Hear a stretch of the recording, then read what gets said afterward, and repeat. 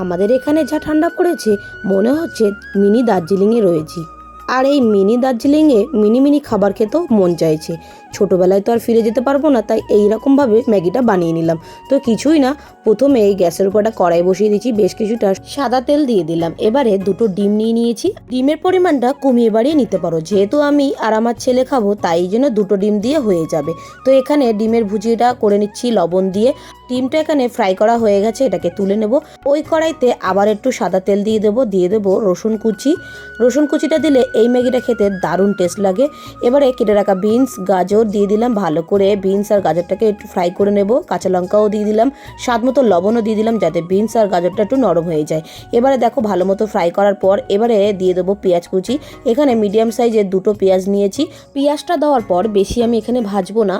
এবারে দিয়ে দিলাম মটরশুঁটি এক মুঠো আমি দিয়ে দিয়েছি। এবারে একটু ভালো করে ফ্রাই করে নেওয়ার পর দিয়ে দেবো টমেটোর সস। এখানে টমেটো সসের জায়গায় তোমরা টমেটো কেটেও দিতে পারো। অল্প একটু জল দিয়ে দিলাম যাতে সসটা একদম ড্রাই না হয়ে যায়, তার জন্য একটু জল দিয়ে দিলাম। আর এখন পুরোটাই জল দিয়ে দিয়েছি।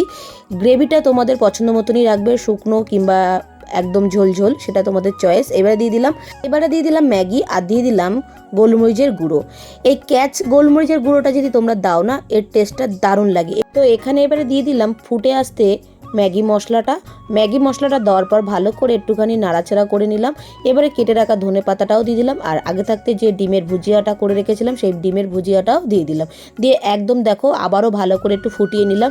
নেওয়ার পর দেখো আমি এরকম একটু গ্রেভি রেখেছি, একদমই ঝোল না একদমই টাইট না, একটু ঝোল রেখেছি। যেহেতু ম্যাগি আর একটু ঝোল না থাকলে খেতে একদমই ভালো লাগে না।